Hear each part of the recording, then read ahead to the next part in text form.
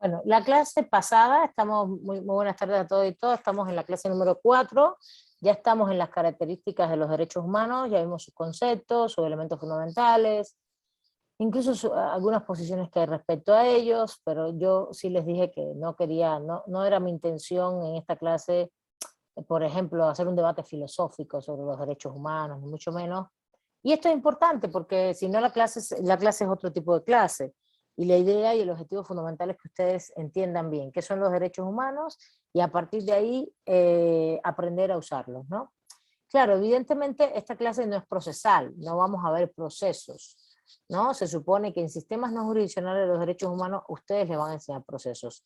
Y en Derecho Internacional de los Derechos Humanos les enseñen autoridades y procesos también a nivel internacional. Y en sistemas no jurisdiccionales, autoridades y procesos no jurisdiccionales en México. Esa es la idea del conjunto de las materias, de estas 3 materias.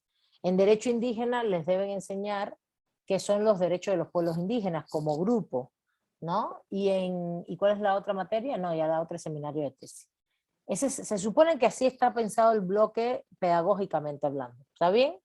Digo, nosotros no estamos, yo no estoy diciendo, entonces, yo no estoy diciendo algo que no, que lo que estoy planteando es el programa de estudios.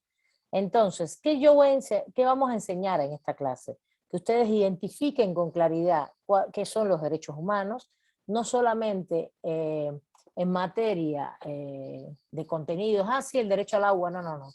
¿Qué son? Esas expectativas de hacer o no hacer, que fueron los primeros conceptos que vimos, de acción o omisión, que siempre es un proceso de relaciones entre personas, que esas personas no solamente somos los seres humanos, pero estamos en relación con el Estado, con las empresas y con otros seres humanos, y que al final, en esas expectativas, en ese hacer o no hacer que tenemos, hay una serie de bienes, vamos a decir, yo digo bienes como un bien jurídico, pero un bien jurídico no implica que sea una propiedad.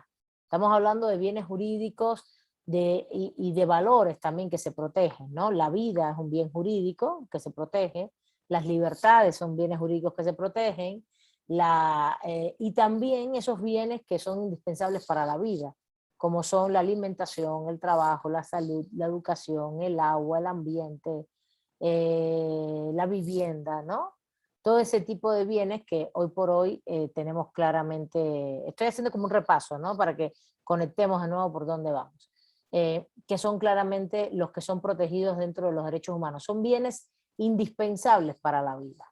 Y que no todos los bienes, dentro de los derechos subjetivos, porque ese es el concepto que vimos, los derechos subjetivos, el concepto macro, amplio, dentro están los derechos humanos. No todos los bienes que protegen los derechos subjetivos son derechos humanos, sino los humanos son los que son indispensables para la vida. ¿Cuáles son los indispensables para la vida? Pues todo esto que acabo de mencionar, y esto lo vamos a ir profundizando en todo el curso. No nos vamos a quedar con el ámbito solamente bueno, la vida, la integridad física, los civiles, ¿no? Las libertades, los derechos civiles, los políticos, y también todos los derechos económicos, sociales y culturales. Ya, si no, vamos a ir como profundizando esos contenidos que implican, esos bienes, que yo le llamo bienes, que son contenidos de los derechos humanos. A partir de ahí, un elemento fundamental que hemos estado viendo es por qué entonces, a partir de esos bienes indispensables para la vida, cuáles son sus características fundamentales, ¿no? ¿Por qué esos derechos son humanos y son bienes indispensables para la vida? Y ahí es donde entramos al segundo tema, que es cuáles son las características de los derechos humanos, cuáles son sus principios. Vamos a llamarle así, o características, yo le llamo características, Daniel y Sandra también le llaman características. A mí también me gusta llamarle principios, pero bueno, realmente es por qué esos bienes son indispensables para la vida. Uno, porque son universales, porque son indivisibles, porque son integrales, porque son interdependientes. Es verdad que aquí dice el autor integridad. En la clase pasada una de ustedes me dijo esto, pero bueno, es integridad como integralidad, ¿no? Porque son indisponibles, que implica que son inalienables, imprescriptibles, ¿no? A mí, la verdad, ellos usan 7 características, yo solo uso realmente 5, ¿por qué? Porque para mí todo lo que es imprescriptible, inalienable, está dentro del ámbito de indisponibilidad, ¿no? Entonces, voy a repasar rápidamente para que no se nos vaya el tiempo. La indisponibilidad es que los derechos, no, es más, ustedes me lo van a decir, a ver, ya ustedes leyeron mi texto, leyeron el texto del autor, ya lo vimos la clase pasada. ¿Quién me dice rápidamente qué quieren decir que son indisponibles los derechos humanos? A ver, vamos a hacer ahora una relación diferente y después vamos a hablar de nuevo del evento que viene. A ver, ¿qué quiere decir que son indisponibles? ¿Quién puede comenzar? Lina, adelante. Muy bien, gracias, Lina. Sí, profesora, pues se refiere a que no se pueden transmitir, no se pueden enajenar, embargar, no pueden ser divididos, porque están pues sujetos a disponibilidad de decisiones, o sea, más bien no están sujetos a la disponibilidad de particulares o decisiones estatales. Muy bien, muy bien. ¿Qué más? A ver, muy bien, Lina, estoy aquí, muy bien. ¿Qué más se puede decir? Es eso, pero también está relacionado con lo Que son inalienable. inherentes. Ajá, está relacionado con lo imprescriptible, con lo inalienable, con todo eso también está relacionado. ¿Que son inherentes a qué? A ver. Son inherentes a los seres, bueno, son inherentes a los seres humanos. Se le dice jurídicamente a la personalidad de los seres humanos. Son inherentes a nuestra personalidad. Ajá. La personalidad tiene que ver con lo jurídico, ¿no? ¿Qué somos jurídicamente, Lina?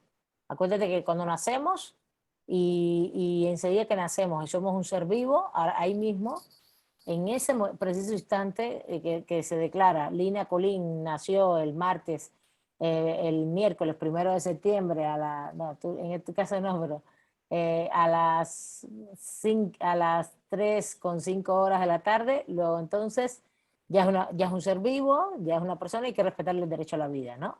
Y ahí empieza a correr toda esta carrera de los derechos humanos y, que tiene un decursar momentos diferentes, porque tú en ese momento no tienes derecho a votar, pero sí tienes derecho a la vida y a la libertad y a la integridad física, ¿sí? Entonces... en ese momento seríamos incapaces. No tienes capacidad jurídica para votar, pero Pero sí, sí pero para sí, derechos. Ajá. sí, no tienes capacidad jurídica para votar, Para pero ejercer. para Ajá. ejercer el Para voto. ejercer Sí, pero la vida el sí, voto, pero sí. la Pero vida, ajá, la integridad exactamente, la física vida sí. también, la libertad Exacto. también, tú tienes libertad de movimiento, nadie te puede secuestrar, ¿sí? ¿Sí? ¿Se entiende? ¿Sí? Eso es importante. Muy bien, Lina, muy bien. Aquí también María Los Ángeles nos pone, tiene que ver con la titularidad, no se pueden transmitir, enajenar, alienar, embargar, dividir, no están sujetos a la disponibilidad de las decisiones de particulares, ni del Estado, ni de las empresas. Fíjate, esto es una frase mía, quizás lo del empresarial en algún momento yo lo quité, pero el derecho humano no puede estar disponible ni para las decisiones, bueno, es que no, claro, no puse empresarial porque está dentro de los particulares, pero ni del Estado, exactamente, por eso. No puede estar, fíjense, Ferraioli le llama que es la esfera de lo indecidible, nadie puede decidir sobre ellos. Por eso le llama así, la esfera de lo indecidible. Se los voy a poner acá en el chat para que lo vean. Indecidible.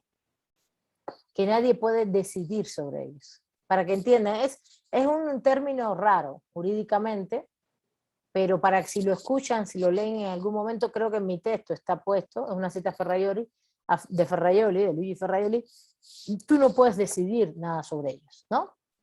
¿Está bien? Nadie puede decidir sobre ello. Y esto es muy importante, porque tú no puedes dividir la vida, tú no puedes dividir tu integridad física, ¿no? Tú no puedes dividir, por ejemplo,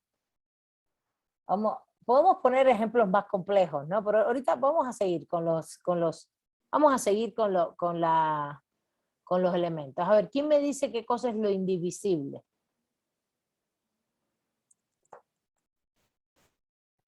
Yo, profesora. Adelante Es que usted. todos los derechos son fundamentales, son tratados con la misma importancia, cada uno de ellos están vinculados. Muy bien, entonces, ¿qué más? Tienen la misma importancia, todos están vinculados, ¿qué más? Bueno, la lectura dice que rechaza a cualquier posible jerarquización. Muy bien, exactamente, que está en contra. Eres viridiana, ¿verdad? ¿Sí? ¿Viridiana? Sí, profesora. Ah, es que apunto quienes participan, recuerden, apunto quienes participan. Viridiana, muy bien. No hay jerarquías, muy bien. Verónica, muy bien, Viridiana. ¿Quién más? Elina, ¿quieres hablar? Ah, ya quitaste la manito. Profesor, ahí entra también que,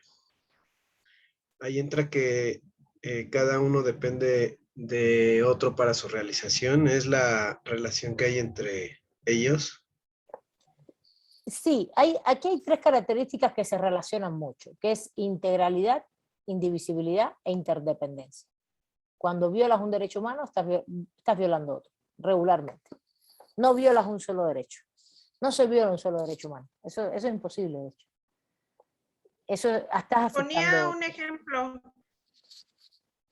Ponía un ejemplo, profesora, que, o sea, que no, como no se pueden dividir, o sea, lo comentó hace ratito, que pues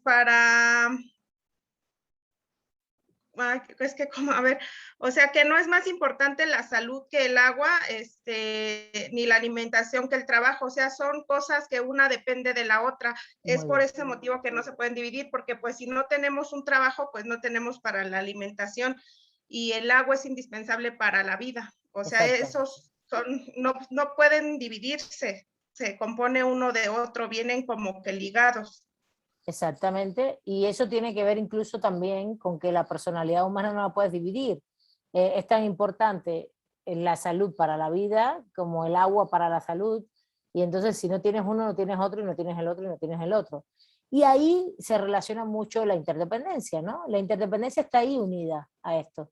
Por eso esos tres elementos van juntos. Por eso es que al final la integralidad también tiene que ver con todo lo que están diciendo, que tiene que ver con la unidad de todos los derechos humanos. Integralidad es unidad de los derechos humanos.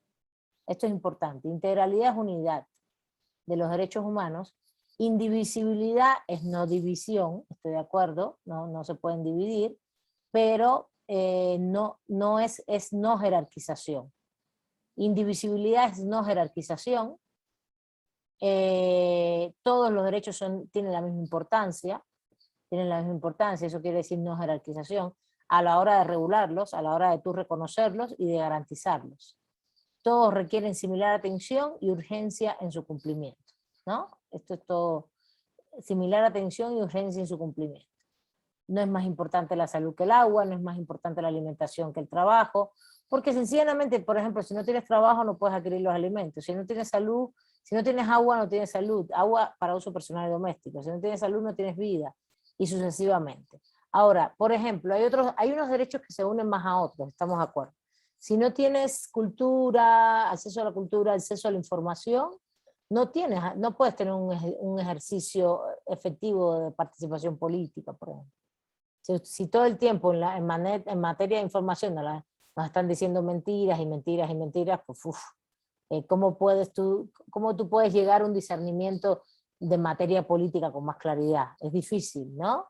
Si toda la información que tú recibes son mentiras o falacias, o son muchas diversas, tan contrapuestas entre mentiras y verdades, que no puedes discernir con facilidad. Para ponerles otro ejemplo, porque todos los ejemplos que yo pongo son de DESC, porque el texto es sobre DESC, pero esto funciona también para las libertades, etcétera, etcétera, ¿no? No sé si tienen alguna duda con respecto a esto. Entonces, indivisibilidad es no jerarquía, integralidad es la unidad de todos los derechos mutuamente, que se relacionan mutuamente también sin jerarquía, y todo esto a la vez va con la interdependencia, que es que Cuando justamente se vulnera un derecho, se vulneran los otros. Cuando justamente el Estado incumple sus obligaciones respecto a unos derechos, está incumpliendo otras obligaciones respecto de otros derechos.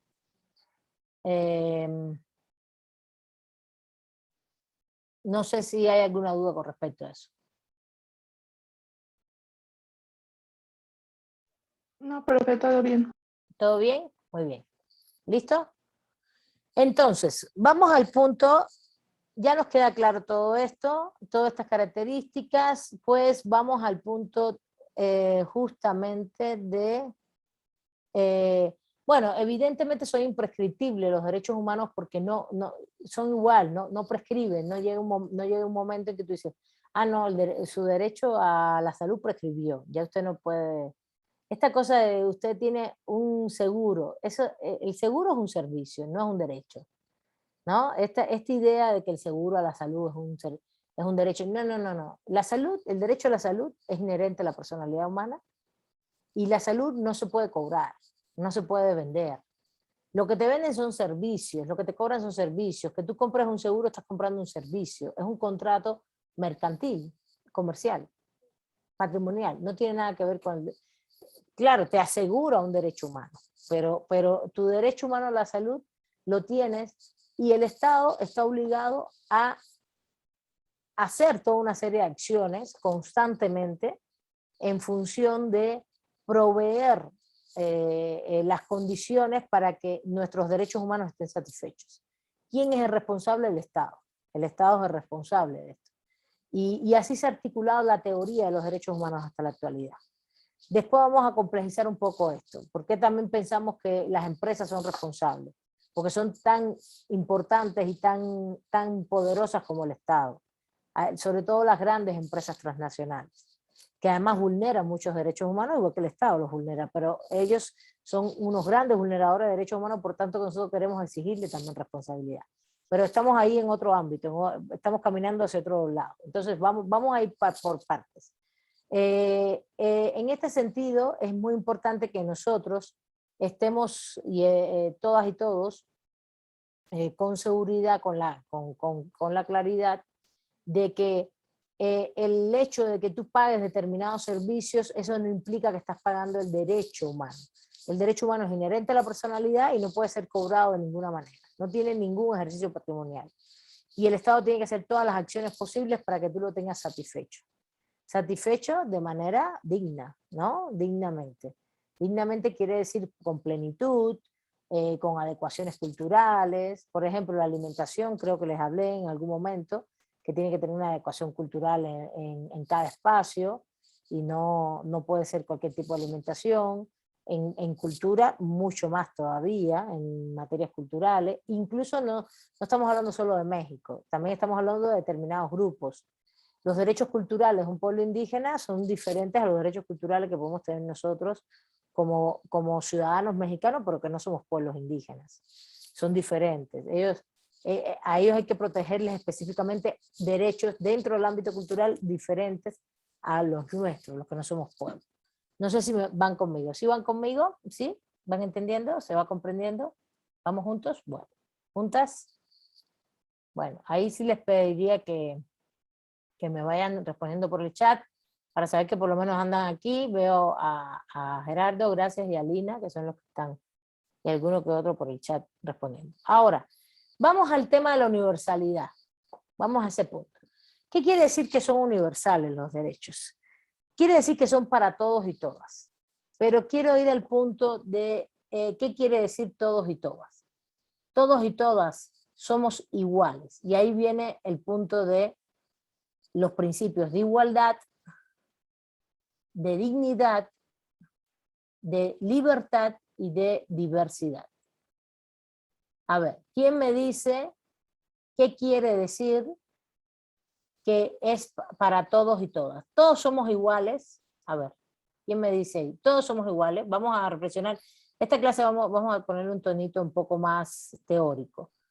A ver, Lina, estás levantando la mano, ¿verdad? Yo, profesor. Ah, César. Yo, profesora. Profesora, Okay. A ver, espérame. César primero, después Lina y después Manuel. A ver, todos somos iguales. Primero César, a ver. Bueno, lo entendí más así en la lectura. Somos iguales en conforme a derechos. Lo que recuerdo es por la ley. Hay igualdad para ejercer los derechos para todos, fue lo que yo entendí ahí. Estaba como una igualdad formal, me parece. Muy bien, así es, exactamente. A ver, ¿qué más? Hay muchos más elementos. A ver, Lina y después Manuel. Sí, profesora, pues que el hecho de que diga que es para todos es porque no va a importar de dónde seamos, en dónde vivamos, de cómo seamos hombres, seamos mujeres, que seamos blancos, negros, de cualquier, sí, o sea, del color de piel que tengamos, si pertenecemos a algún pueblo indígena, o sea, de todas las maneras, seamos como seamos, todos vamos a ser iguales. Pues así en pocas palabras. Bueno, estamos de acuerdo, hay igualdad ante la ley, igualdad en derechos, todos tenemos los mismos derechos, pero a la vez, a ver, Manuel, si quieres seguir abundando en este tema, porque ahora tenemos que pasar a otra fase. Sabemos que la igualdad no solamente Sí, es eso, la igualdad formal es la de la ley. Ajá, te doy la palabra, adelante. Sí, como bien ya explicaron, existe la igualdad, ¿no? Que es formal, que es ante la ley, y la igualdad material o sustancial, como le llaman algunos autores, que es que esto va a depender del derecho material, ¿no? O la aplicación ya del derecho como tal. No, yo soy de la idea de que no todos somos iguales, sí son universales los derechos, pero dependerá del grupo social en el que toca. Por ejemplo, no sé, no tenemos los mismos derechos los que habitamos, no sé, en la Ciudad de México, a los que pertenecemos a algunas comunidades indígenas. En este caso, pues no hay una igualdad como tal, y ahí creo que es más, se evidencia más la igualdad sustancial, ¿no? Que pues, obviamente por su derecho de ser indígenas merecemos trato diferenciado, ¿no? En cuanto a los Exacto. derechos que tenemos en relación con nuestro contorno y circunstancia, ¿no? Y con el contexto histórico, cultural y los demás elementos. Exactamente, ese es el punto al donde quiero llegar. La igualdad está relacionado justamente a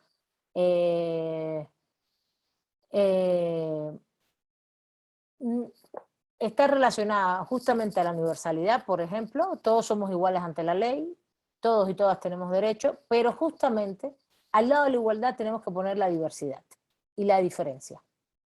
No nos podemos quedar con que todos somos iguales, porque no todos somos iguales.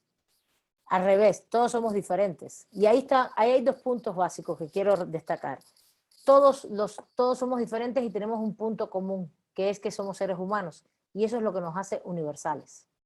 Ese es el punto de universalidad. Pero ahí a la vez vamos y decimos, bueno, pero yo soy mujer, extranjera, no sé, de un grupo etario es edad específico. Supongamos que yo diga, yo soy adulto mayor, ¿no? Ahí ya estás en un grupo etario que tiene una protección específica o que debe tenerla. El problema es que todos tenemos características que nos hacen diferentes a otros y nos ponen dentro de un grupo. Esto es importantísimo. ¿Por qué? Como dijo Manuel, si yo soy pueblo indígena, no soy igual, no es igual que Milay es una mujer blanca,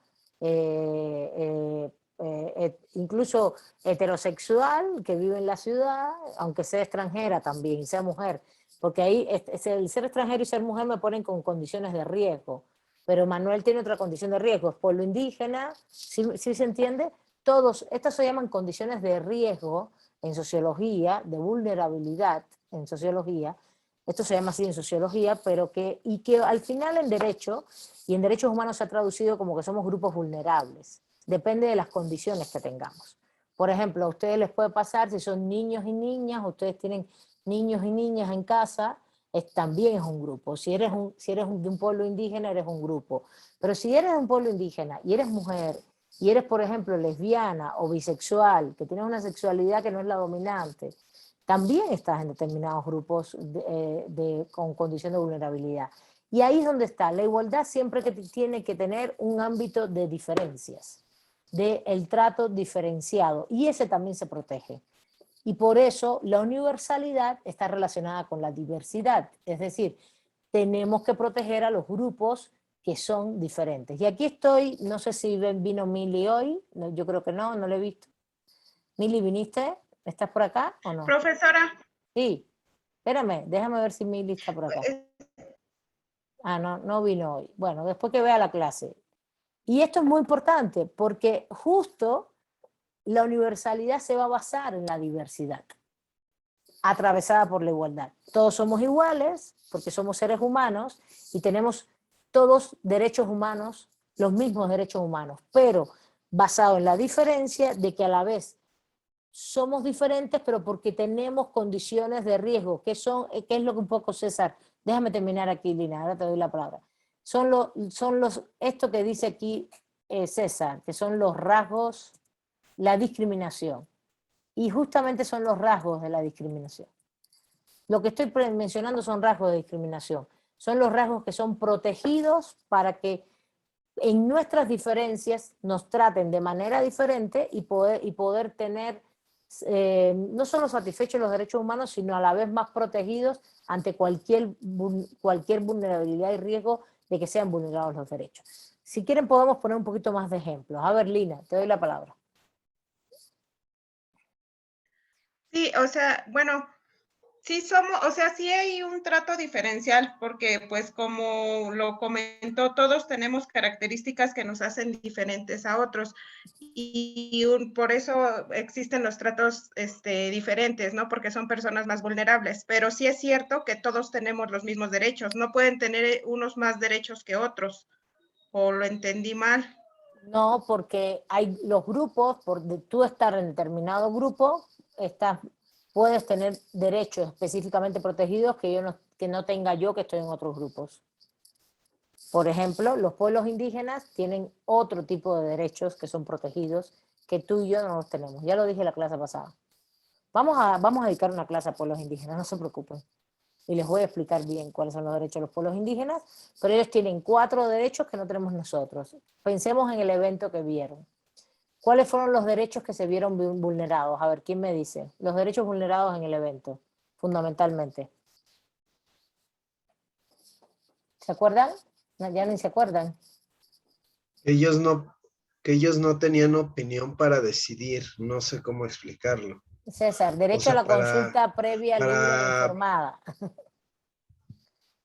Era ese, ¿no? A ver, César, es que la opinión no es, se le llama derecho a la consulta previa, libre e informada. ¿Está bien? ¿Sí se entendió? ¿Sí lo entendiste, César? Que no se les consultaba.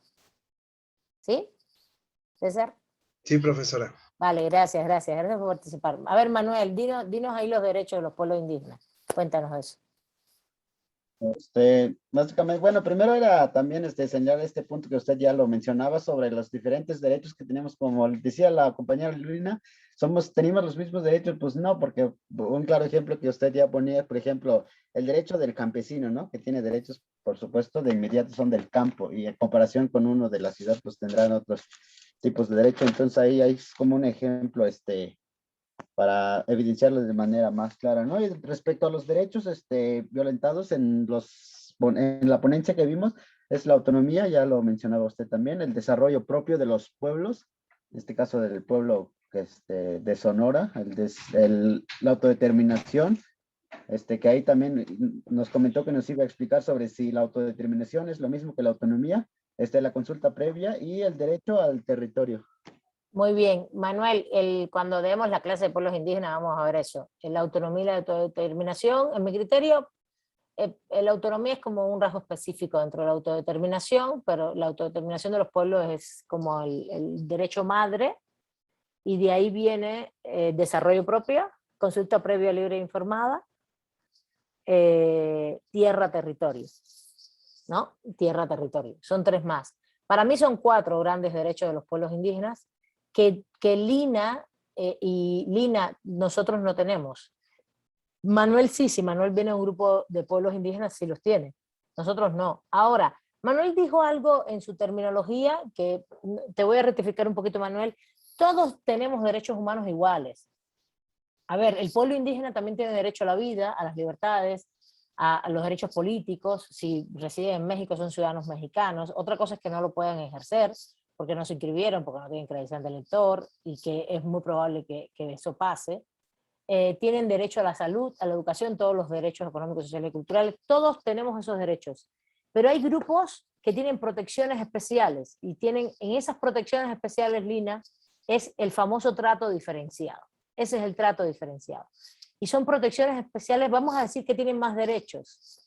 No es que no tengan los mismos derechos que nosotros tenemos una cantidad de derechos, ellos tienen más derechos. El caso de los pueblos indígenas es paradigmático, ellos tienen muchísimo más protección, tienen estos 4 derechos, que son 4 derechos con la autodeterminación como derecho madre, y estos otros 3 como una especial protección producto de lo que ellos son, de la historicidad que tienen, y de dónde están ubicados territorial, no solo históricamente, sino en América Latina.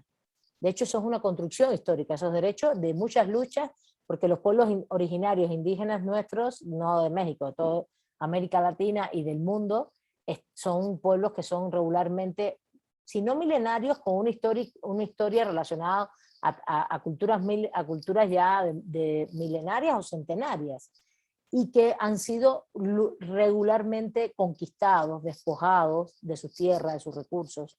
Por eso tienen especial protección. Y eso es una especial protección que se fue construyendo durante todo el siglo XX. Vamos a leer un texto sobre eso. Yo tengo un texto específicamente vinculado a ese desarrollo histórico, de cómo se fue históricamente protegiendo los pueblos indígenas, es un texto mío, cómo se fue exigiendo. México tuvo un papel fundamental ahí, no como Estado, sino como territorio. Se hicieron muchas conferencias en México en los años 30 del siglo XX.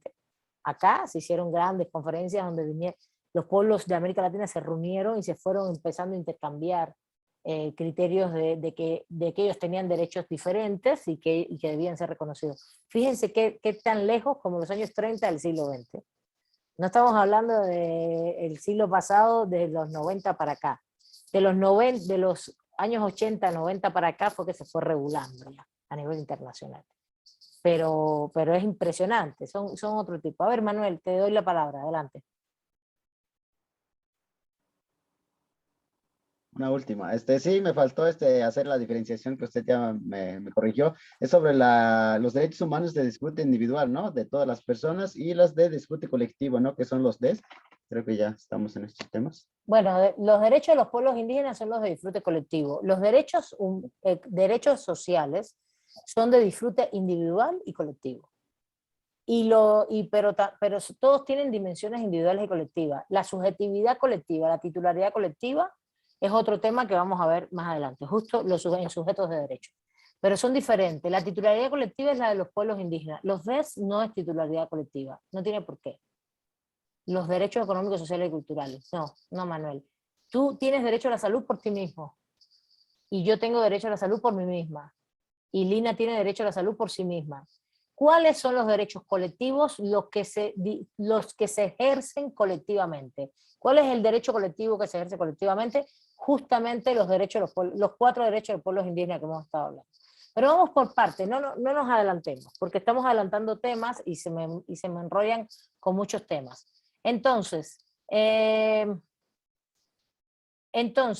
yo sí, estoy de acuerdo con Renata, que dice que los derechos tienen, fíjate, esa condición de riesgo o vulnerabilidad es una condición que se mueve, que es dinámica, que es social.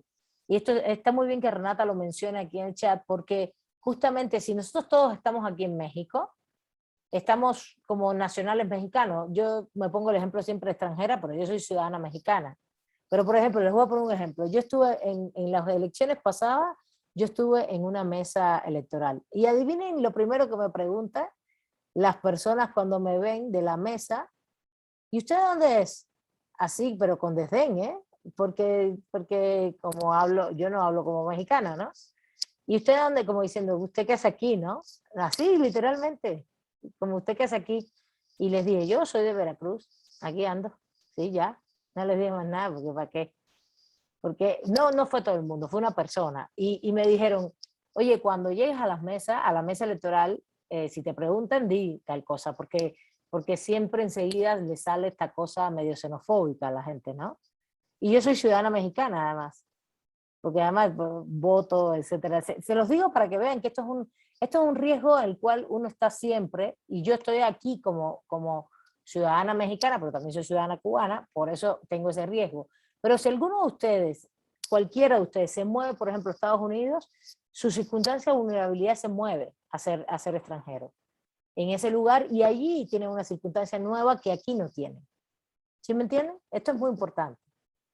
Entonces, bueno, volviendo al tema, somos iguales, sí, ante la ley, ¿ok?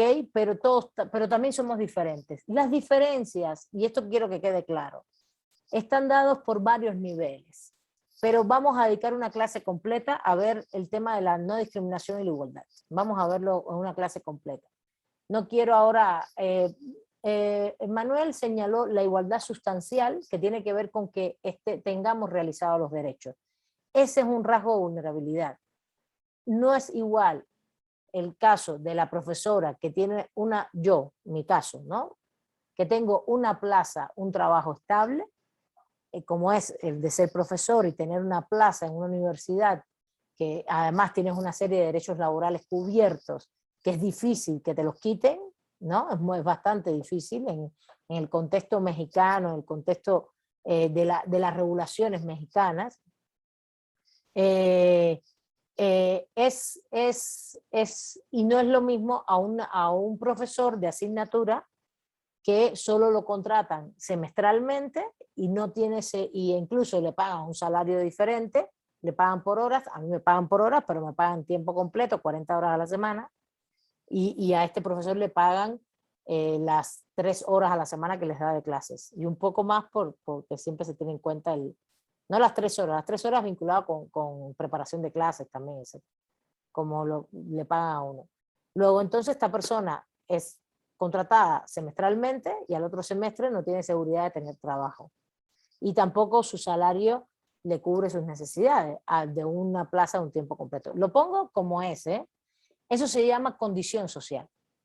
La condición social mía es diferente a la condición social del profesor de asignatura.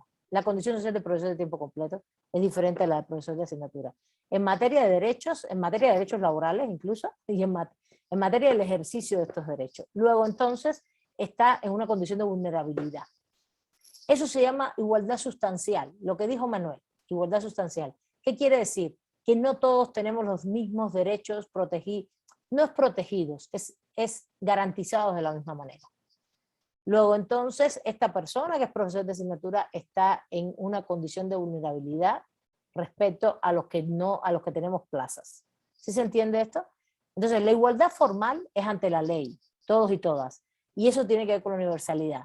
Pero justamente las diferencias van a estar en todos los riesgos que podemos tener de vulnerabilidad, y por eso se protegen a grupos, pero también en la condición social, y ahí está la igualdad sustancial. ¿Qué cosa es la condición social? La posibilidad real de que tú tengas estructuralmente en un sistema donde vives, en un medio social donde vives, satisfechos tus derechos.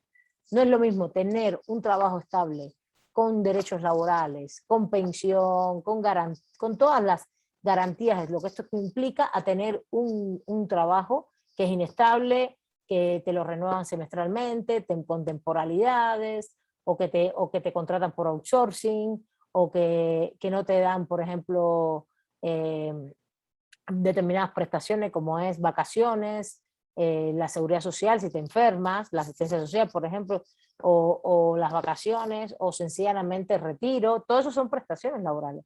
Entonces, realmente esto te genera una condición social diferente y estás en vulnerabilidad respecto a otros. ¿Qué cosa es la igualdad sustancial? Que aunque todos somos iguales ante la ley, realmente las condiciones sociales de cada grupo nos ponen en lugares diferentes. Ese es otro rango de diferencias que quiero destacar. Entonces, eso no quiere decir que todos los derechos no son para todos y todas, ¿sí? No más que hay una relación con el tema de la igualdad de diferencias por condición social. A ver, vi que Renata me dice algo por acá. Renata, es más que circunstancias, a las condiciones sociales, vamos a decirlo así, ¿no? Si, vamos a usar términos jurídicos, condiciones sociales, ¿te parece? Condiciones sociales que vivimos cada cual. ¿Se entendió esto? Entonces, ¿Son universales los derechos? Sí, para todos y todas, sí, formalmente son universales. Pero tenemos dos grandes distinciones. La primera distinción, en mi criterio, es la que acabo de relatar, que está relacionada con lo que Manuel dijo, de la igualdad sustancial. Todos somos iguales ante la ley, igualdad formal. Todos somos iguales sustancialmente, materialmente, no somos iguales materialmente. No tenemos todos satisfechos los derechos de manera igual. ¿Por qué? Por condiciones sociales. Y la otra, y el otro aspecto tiene que ver, o el segundo aspecto tendría que ver con lo que hablamos hace un ratito, de las condiciones de vulnerabilidad que tenemos los grupos, determinados grupos. ¿Cuáles son los grupos que tienen condiciones de vulnerabilidad, que están protegidos jurídicamente? Los pueblos indígenas. ¿Cuáles más? A ver, ¿quién me dice? Mujeres, niños. Mujeres. Muy Muy bien. Sí, sigue María. ¿Sí? Personas con diferente género o preferencias sexuales distintas a las heteronormales o a las cisgénero. Muy bien. También la gente que tiene situación de guerra, los refugiados, son sectores de vulnerabilidad. Uh-huh. Aunque yo casi no trato esos temas, ese tema, porque como que es un tema, sí, no sé por qué, pero sí tienes toda la razón. A ver, niños y niñas, vamos por la condición básica, niños y niñas, mujeres, discapacitados, adultos mayores, comunidad LGTBIQ+, con todo lo que implica, ¿no? Todo el tema de la diversidad sexual y sexogenérica. Pueblos indígenas, evidentemente, que no son solo pueblos indígenas y originarios, pueblos afros también, son los llamados orígenes étnicos, ¿está bien? Acuérdense que el término indígena nace de que nos decían que nosotros éramos las Indias occidentales, pero realmente, aunque eso se ha resignificado mucho, ¿no? Pero no para que se entienda. Pero los pueblos afros también son pueblos originarios, afromexicanos, además, por su condición de color de la piel, que todos tenemos color en la piel, blanco, negro, lo que fuera, pero por esta condición histórica siempre también hay discriminación que tiene que ver con este concepto que se llama raza, que es un concepto que no existe, no es que existan las razas, eso no existe, sencillamente fue un concepto cultural construido. Y bueno, en este ámbito, planteando lo que dice María de los Ángeles, todos los grupos que se consideren también de origen nacional diferente, un origen nacional, ser extranjero, extranjera te pone una condición específica. Estoy hablando, al final son los rasgos de no discriminación. Y bueno, ahí también te consideras el tema, la condición de ser un refugiado, de ser un asilado político, toda esa serie de categorías, también de ser desplazados. Por ejemplo, este fenómeno en México no es un fenómeno que sí es un fenómeno que se da en México, no es un fenómeno que esté tan evidente. En el evento que vieron el otro día, no recuerdo que se haya hablado del desplazamiento, se habló como fenómeno, se habla como fenómeno. Una de las cosas que las personas no quieren es ser desplazados de sus territorios, de sus espacios. Pero no es lo mismo, por ejemplo, en México esto está latente, pero se discute más como pueblos campesinos o pueblos indígenas que los desplazan de sus territorios, de sus espacios. Pero, por ejemplo, en el caso de Colombia, con el conflicto de la guerra en Colombia, incito, interna, entre las guerrillas, el ejército, el paramilitarismo, el narcotráfico, el movimiento de los desplazados en Colombia es una cosa impresionante. Es impresionante eso. Y hay todo un desarrollo jurídico sobre este tema, ¿no? El desplazamiento. En México también lo hay, En México también, por zonas de conflicto, donde hay mucho narcotráfico, desplazamiento de pueblos por megaproyectos, que fue el evento que vieron, pero los megaproyectos se enfocan más otras cuestiones que no solo, y el desplazamiento es un elemento más. Pero ser un desplazado, por ejemplo, en Colombia es toda una categoría jurídica hoy ya usada. Por eso las categorías, y ahí sí le doy mucha la razón a Renata, Aquí estaban poniendo Rodrigo, los discapacitados, gracias. Viridiana, se dice discapacitados, no capacidades diferentes. Ya no se usa ese término, ya empezamos a usar los términos como son, jurídicamente, esto es importante. Se habló, no estás mal, Viridiana, en algún momento se habló de capacidades diferentes, y lo que estamos diciendo, lo que se ha planteado en la doctrina hoy es que no, ellos son discapacitados, ellos tienen alguna capacidad que no, por ejemplo, el escuchar, los ojos, el no ver bien, débil visual, que no, o que te falte alguna, no sé, un miembro, una pierna, un brazo, o que sea realmente, o que sea mental, por retraso mental, todo eso existe, está normado, pero se dice discapacitado. Es una capacidad, no es que sea diferente, es que tienes una capacidad disminuida, ¿no? Respecto a, eso no quiere decir disminuida con respecto a algo. Si yo tengo 2 brazos y tú tienes uno, evidentemente hay una discapacidad.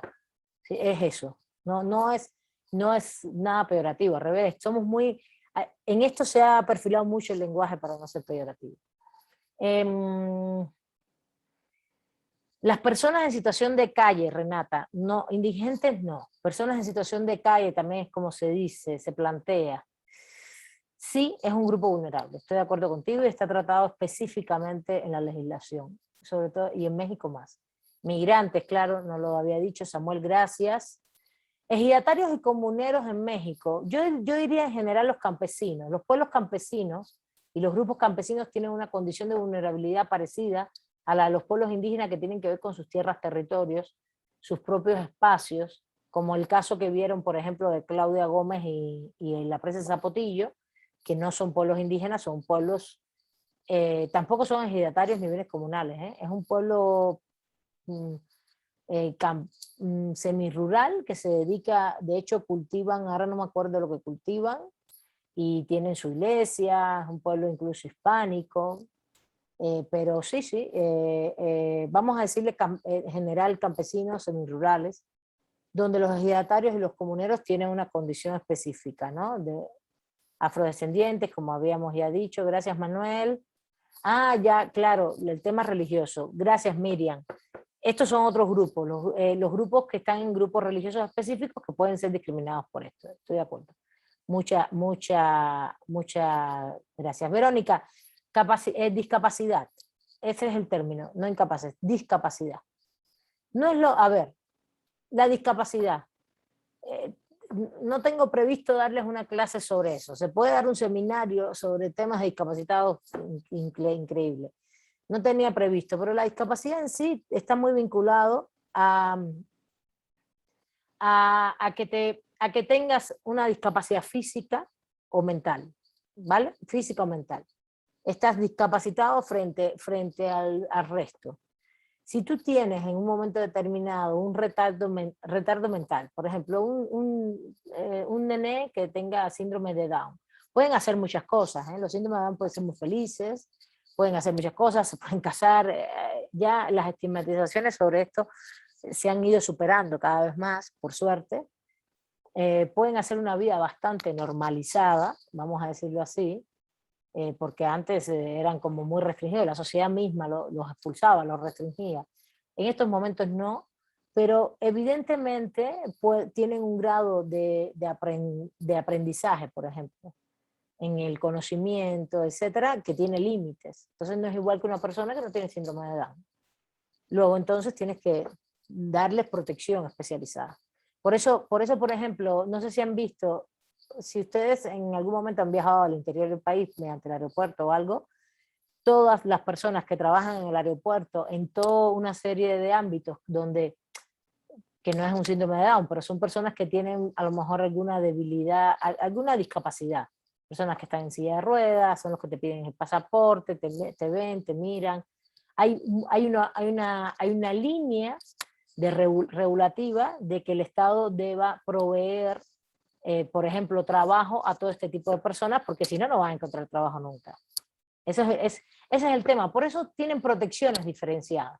Y ese es el trato diferente. El elemento es trato diferenciado. Trato diferenciado. ¿Está bien? Diferenciado. Sí, profesora, gracias. Y esto es importantísimo porque eso está dentro de la universalidad.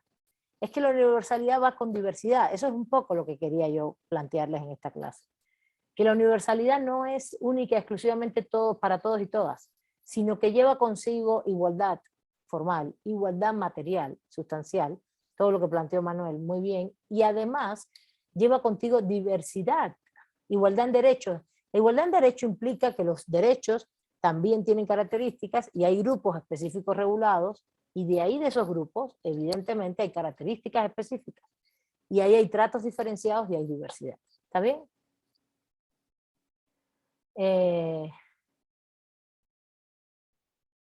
Claro, vale. Sí, sí, sí. Fíjate, en ciencias sociales si te lo dicen así, pero en derecho, pues ya eso está muy trabajado y justo está trabajado desde las ciencias sociales, también, junto con ellos, pero muy bien. Vale, Viridiana. No, trabajadores o obreros no tienen por qué ser específicamente un sector vulnerable, Beatriz, no. El trabajador es un sector, los trabajadores somos todos. Ese es un pequeño detalle. Pero si tú trabajas en un sector, por ejemplo, yo puse 2 ejemplos ahorita, las condiciones sociales, de un profesor de asignatura a un profesor de tiempo completo. Son diferentes. Y sus derechos laborales son diferentes. Y las normas jurídicas regulan los 2 tipos de regulación laboral. Es decir, el profesor de asignatura no es una vulneración. A ver, que contraten profesores de asignatura no viola el derecho, está establecido que se puede hacer así. Pero en el fondo hay una disparidad abismal entre un profesor de asignatura y un profesor de tiempo completo, en materia de realización de los derechos laborales. Pero el hecho de que lo puedan contratar es porque la ley lo permite. ¿Qué pasó? Pues ya eso se los di en constitucional, los que vieron como constitucional. El periodo neoliberal estableció reformas laborales, educativas, energéticas, bancarias, todo lo que se reformó, que implicó merma de los derechos humanos. Merma y regresividad en materia de derechos humanos. ¿Está bien? Por eso es que esto existe. Y por eso, y ese ejemplo que tú me acabas de poner, yo podría decir lo mismo de un trabajador de una empresa respecto a un trabajador de una maquila, de un trabajador de una empresa que tiene derechos laborales, que puede ser un obrero en una fábrica, con respecto a un obrero en una maquila, que puedan tener diferencias de derechos laborales. Lo que hay es que denunciar esto y tratar de equiparar los derechos laborales para todos y todas. Pero si tú te vas a los años 70 del siglo XX en México, en materia de derechos laborales regulados por el Estado, trabajadores que trabajaban en empresas, había mucho respeto a derechos laborales. Todo esto fue cambiando a partir de los 90 con las reformas neoliberales, que además lo hicieron con intencionalidad política, pero eso no quiere decir que esté bien, y eso sí vulnera derechos humanos, pero sí está regulado así. No sé si se entiende. Bueno, esas son condiciones sociales en mi criterio que hay que tener en cuenta, y en esa condición social evidentemente es muy probable que nosotros podamos salir a defender grupos laborales específicos como los que están trabajando en maquilas, mujeres, pero regularmente, fíjense, y ahí vamos a la interdependencia, ahí es donde se ve la interdependencia. Si tú te vas a una maquila en México, en el norte del país, son personas que son de una condición social de pobreza extrema, porque la condición social es pobreza, es condición económica, pobreza, y vas a encontrar que muchos son migrantes y que muchas son mujeres. Y ahí está la interdependencia. La interdependencia no se da única y exclusivamente porque a Lina le vulneraron el derecho a participar en el voto porque no salió en el padrón electoral. No, ese sí es una violación y puede existir, pero regularmente cuando vemos la interdependencia, lo que vemos en materia de los derechos y los fenómenos sociales que se dan en México y en toda América Latina, es que justamente vas a ver que se une mucho la violación de varios derechos, se une mucho a esta condición que tú tienes de vulnerabilidad como grupo, de titularidad. Es más fácil que le vulneren los derechos a mujeres, indígenas, migrantes, que a una persona que puede ser mujer, pero es blanca y tiene un puesto laboral estable en una ciudad. ¿Sí se entiende? ¿Sí entienden esto? ¿Sí lo van comprendiendo? Eso se llama que las condiciones de riesgo y vulnerabilidad en materia de derechos humanos se potencian dentro de las mismas titularidades y grupos. Por eso la universalidad es una categoría muy importante, pero es una categoría que siempre hay que ver dentro de la diversidad social, de condiciones sociales, económicas y políticas en las que uno vive, y tus condiciones de identidad física, religiosa, étnica, social, socioeconómica. Es importante también tener en cuenta eso. ¿Está bien? ¿Sí? ¿Alguna duda hasta ahí, compañeros, compañeras? No. ¿No? Ahora, Ninguna. ¿qué hace todo esto? Vamos a relacionarnos rápidamente con la dignidad. Al final el problema es que lo que estamos viendo es que la realidad es que sí, hay todos y todas tenemos derechos humanos, qué bonito, pero el derecho humano que está en la Constitución no se come, ¿eh? Ni se come, ni se traga, ni te bañas con él, ni puedes tener ahí un salario digno para ir corriendo y tener satisfechas tu vida, tus deseos o tus necesidades básicas. Por eso el tema de la dignidad, que es un valor tan abstracto y que fundamenta todos los órdenes jurídicos y todo esto, sí está muy fundamentado a la igualdad sustancial y a que tengamos realizados todos los derechos. Realizados, cumplidos, garantizados, son los tres términos que debemos usar a la hora de decir que yo los tenga satisfechos, son esos cuatro: garantizados, cumplidos, realizados, satisfechos. Son los temas que es que yo pueda decir, sí, yo tengo acceso a la educación, yo puedo estudiar hasta el posgrado sin ningún problema, y bueno, incluso te digan, no, pero tuviste que pagar en el posgrado una cantidad, sí, pero era asequible, yo podía pagarlo, porque trabajaba y el trabajo me permitía pagar ese posgrado, porque no era costoso. No estamos diciendo que en algún momento tú pagues servicios. De hecho, pagamos servicios hoy, pagamos servicio de agua, pagamos servicio de energía eléctrica, que hoy por hoy no está catalogado como un derecho humano, pero va hacia allá, debe catalogarse el derecho a la energía, por lo importante que es hoy tener la energía eléctrica hoy en casa, es muy relevante, ¿no?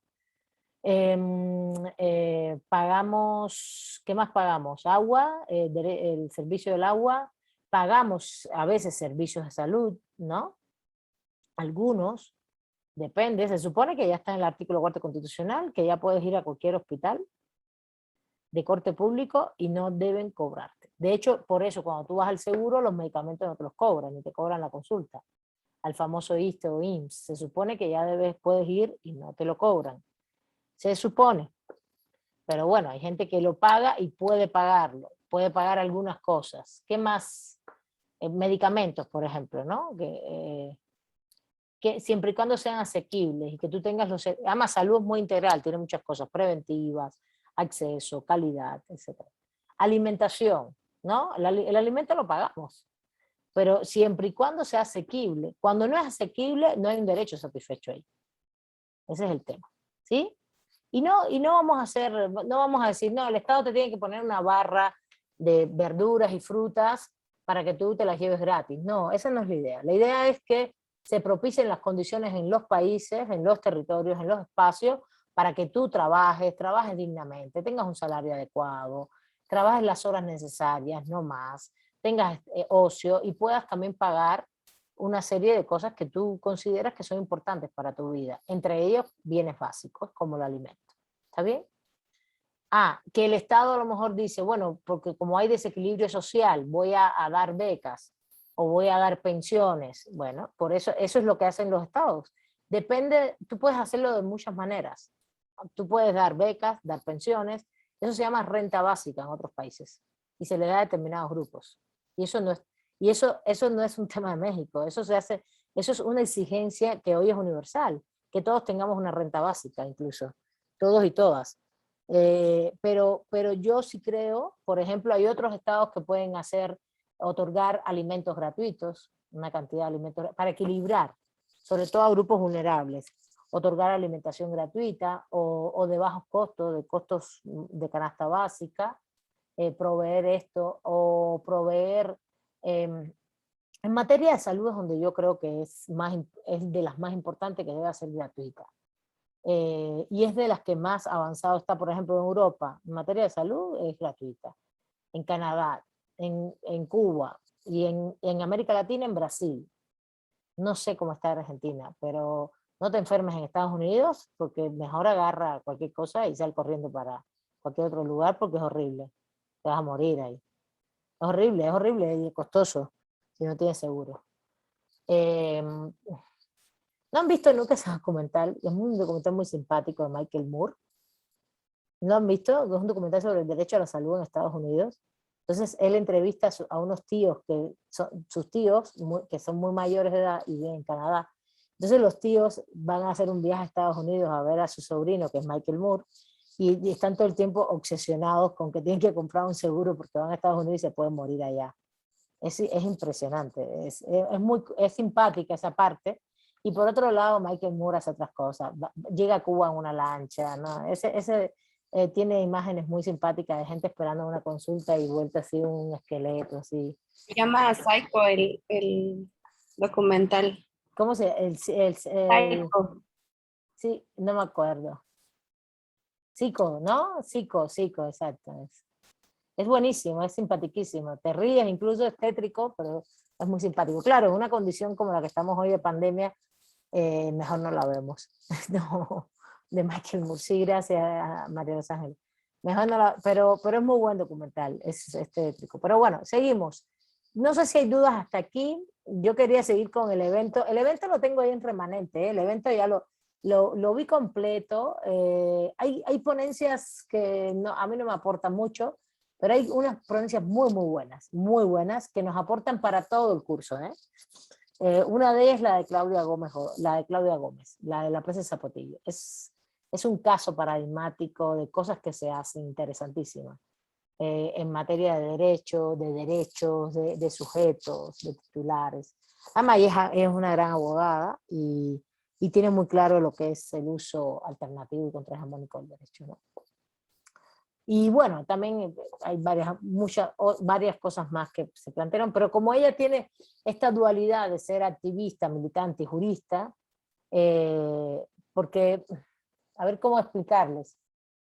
Por ejemplo, el caso del abogado en esa mesa, es un buenísimo abogado, pero no es tan militante. Entonces, en la categoría de no militar y a la vez de no impartir clases porque no se dedica a eso, y Claudia sí, Claudia imparte, por ejemplo, sesiones en el diplomado de Derechos Humanos en Jurídicas, de ese diplomado de litigio estratégico que más bien, sí, se llama así, litigio estratégico de derechos humanos.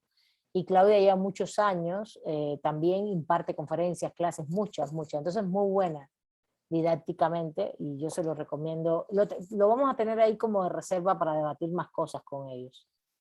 Bueno, en la dignidad les decía que es un concepto abstracto, ¿no? Y la dignidad se realiza cuando se realizan todos los derechos. Y es el fundamento. El fundamento de todos los derechos humanos es la dignidad en cuanto a que nosotros tengamos una vida digna.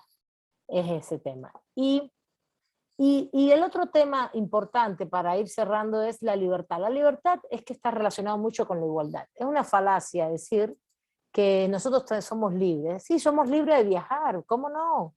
Aquí usted es libre de viajar, sí, no me diga. ¿Cuánto cuesta un pasaporte? A ver, dígame.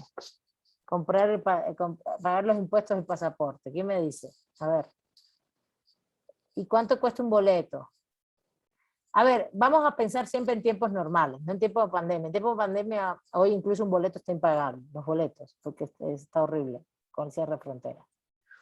Pero en tiempos normales, ¿cuánto cuesta pagar un pasaporte, los impuestos de lo que implica emitir un pasaporte? 645 de un año, 1.345 de 3 años, 1.845 de 6 años y 2.840 de 10 años. O sea, yo hace 10 años sí pagaba el de 3 años, pero ahorita no me alcanza para ni el de un año, porque no me alcanza el sueldo. Pero yo hubiera jurado que, que le bajaron el precio.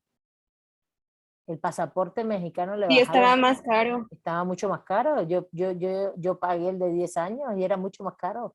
Mucho más. Sí, lo bajaron porque había subido muchísimo. En Pero es la 2014. actualización de febrero de 2021. Ah, bueno, pues este gobierno lo bajó porque en 2014, porque Sí. mi pasaporte se vence en el 2024, me lo sé de memoria, mexicano, en el 2014 yo pagué 5,000 y pico de pesos por 10 Sí. años, porque yo sacabas la cuenta y decía era mejor pagarlo todo que pagar, y yo viajo, ahora no, a ver, en pandemia no viajo nada, pero viajo mucho, todos los años tengo muchos eventos y tenía que moverme mucho. Además, yo no puedo tener un pasaporte por mi condición de que me tenga que mover a Cuba o algo, tengo que tener el pasaporte vigente siempre. Si les pasa con mis padres o algo, tengo que salir corriendo. Pues, sí se entiende, entonces, es una condición también de social, no puedo no tener el pasaporte vigente. Porque acuérdense que yo salgo de aquí como mexicana, entro a Cuba como cubana, salgo de Cuba como cubana, entro aquí como mexicana, yo no puedo entrar aquí como cubana. Ni salir como cubano. Eso es derecho internacional privado. Espero que le hayan dado bien todos esos elementos. Y es la relación de derecho internacional privado con respecto al tema migratorio específicamente. Entonces, bueno, les comento.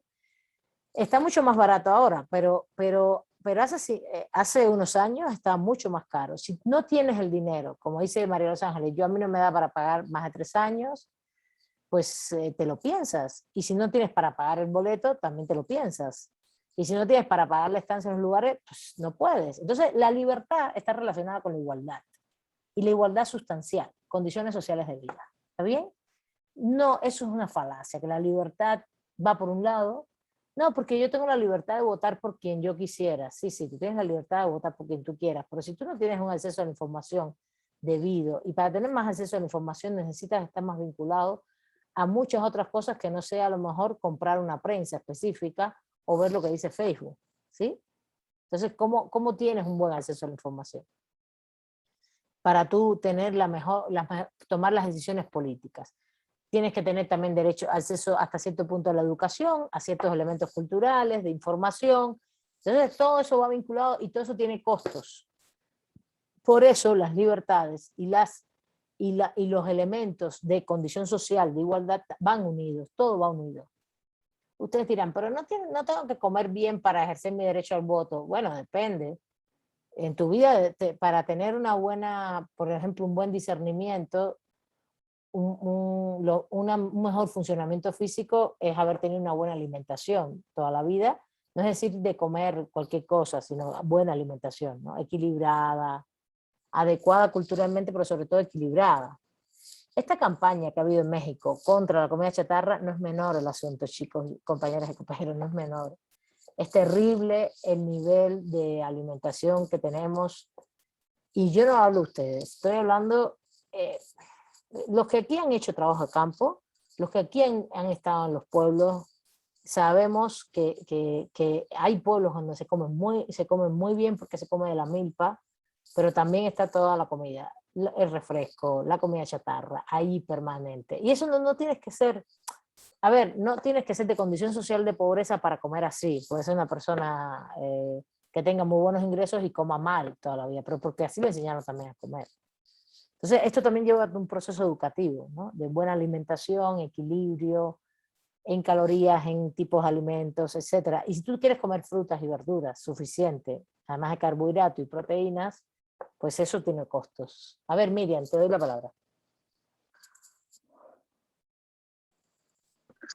Profesora, entonces puedo entender que estos conceptos de universalidad, dignidad y libertad son diversas, porque igual ahora la dignidad, no sé, depende de qué puede hacer alguien para que tú veas como que tu dignidad vulnerada, ¿no?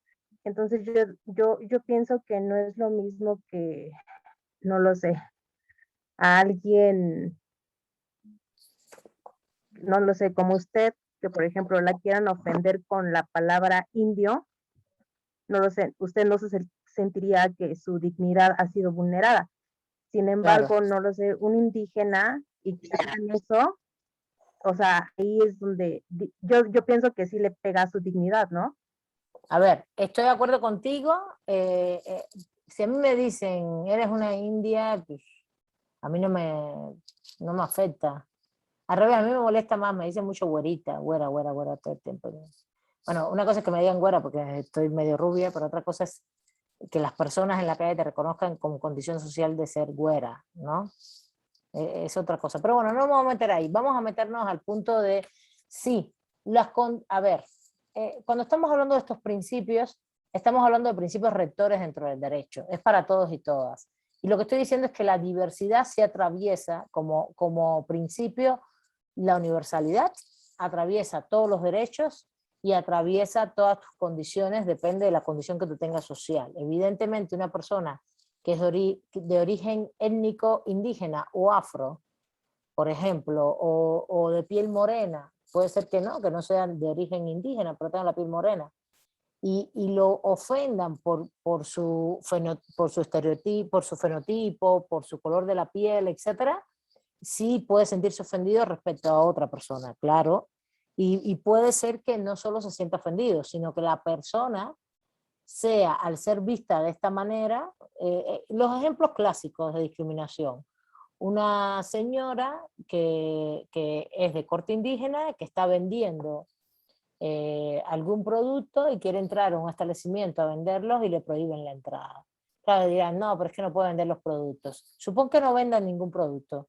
Sencillamente está vestida con atuendo originario o indígena, no vende ningún producto, quiere entrar a un restaurante y no lo deja entrar. No, porque usted va a vender algo. El ejemplo es ese.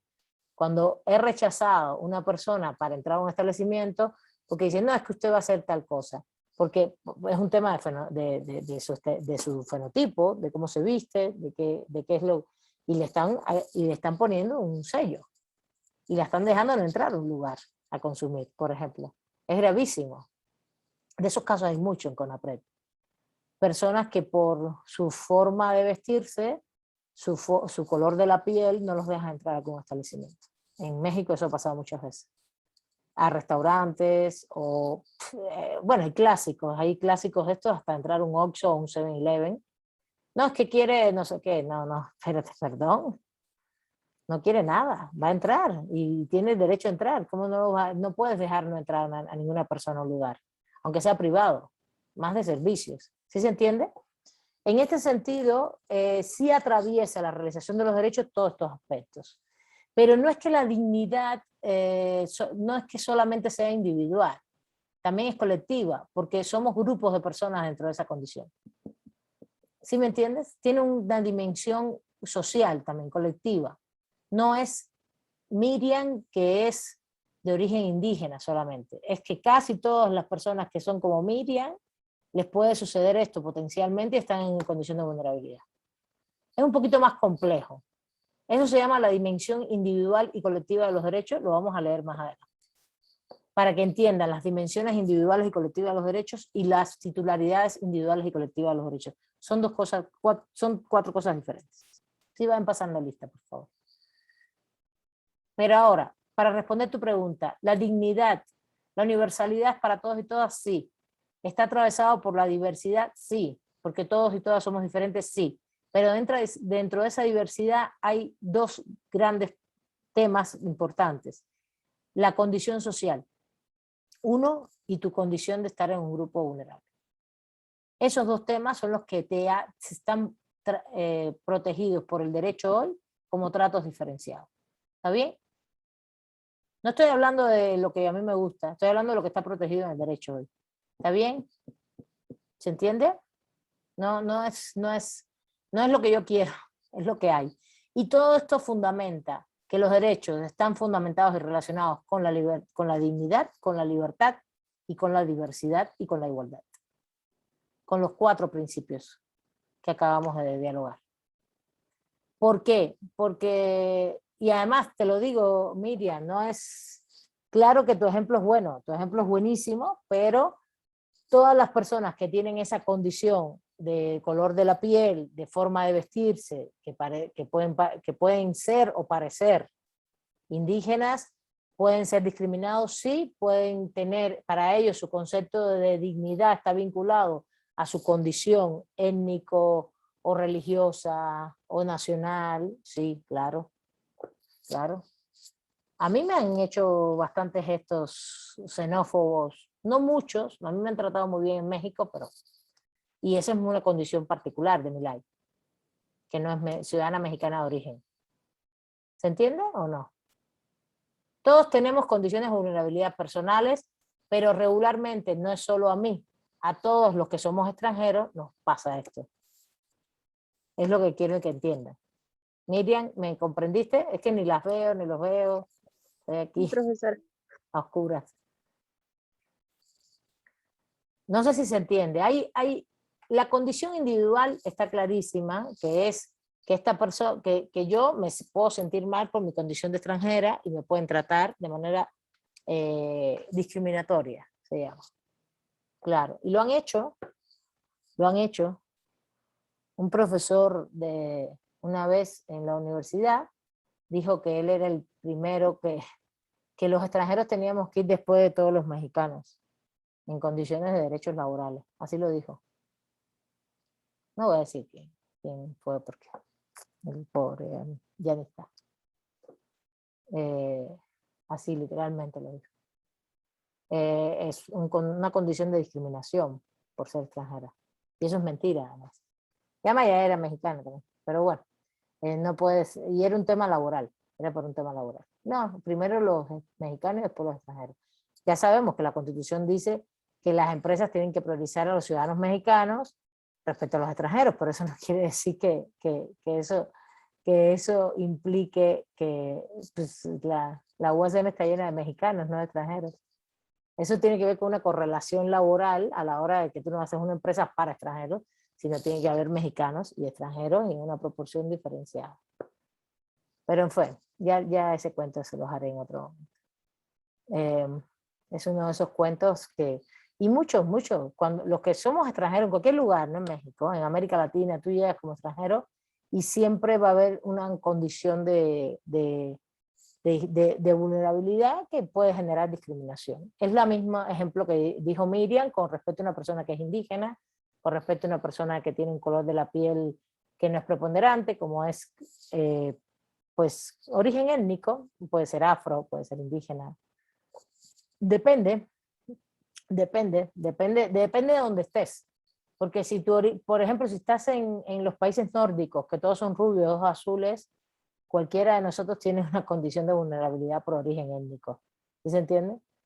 Porque yo tengo el pelo rizado, no tengo los ojos claros, tengo un pelo diferente. Entonces no eres igual a ellos. ¿Está bien? Bueno, ¿alguna duda para ya cerrar? ¿Ya cerramos? Ya, pasen lista todos y todas, por favor. ¿Dudas? A ver, nos sigue faltando un poquito de tiempo para hablar, para vincular esto a los casos. Me interesa sobre todo los casos, me interesaba mucho que pensaran la indisponibilidad y la universalidad y estos elementos de diversidad para los casos que vimos. Podemos conversar un poquito como una media hora la próxima clase de eso, vinculado a los eventos, pero a casos que se trabajaron en el evento, no a todo lo que se dijo, sino solo a los casos más específicos. ¿Está bien? El de Claudia es muy bueno, lo de las presas, lo de las presas, pero también lo de los megaproyectos, no los análisis generales, ¿no? ¿Está bien? Me interesa mucho eso y podemos dialogarlo un poquito más media hora la próxima clase y ahorita no, mañana les subo, ya les digo que seguimos leyendo. Vamos a seguir leyendo estas dos lecturas, pero ya les digo qué elementos hay que seguir leyendo. Y les pido que además de que lean, que cualquier duda la traigan para acá.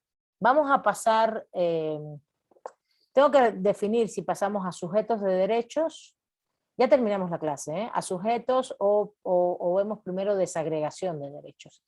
Yo creo que vamos a ver sujetos. ¿Qué les parece? Bueno, mejor, ¿qué les parece? ¿Vemos primero sujetos de derechos o desagregación de derechos? Primero sujetos, ¿verdad? Titularidad mejor. No sé, los que ya saben un poquito de derechos humanos. ¿Qué les parece? ¿Qué les mejor? Sí, mejor primero los sujetos, ¿no? Sujetos, profesora. Sí, para ver esto de la titularidad individual y colectiva y la dimensión individual y colectiva de los derechos. Me parece que es lo mejor, para que les quede más claro. Esto de los grupos y a la vez las titularidades, para tenerlo más claro, ¿les parece? Sí, vamos a hacer eso. Y después vemos desagregación de los derechos. Entonces vamos a seguir con un texto mío. Textos míos donde yo aclaro esto. Vale, les pongo, estén atentos y atentas a las páginas. Seguimos un poquito en esta parte teórica, disculpe un momentico que tome 2 minutos. Esto es un poquito teórico, no importa, estamos viendo esos eventos, vamos a seguir viendo cosas, y después vamos a pasar más a casos, ¿no? Pero necesito que tengan como un piso común todos y todas, ¿vale?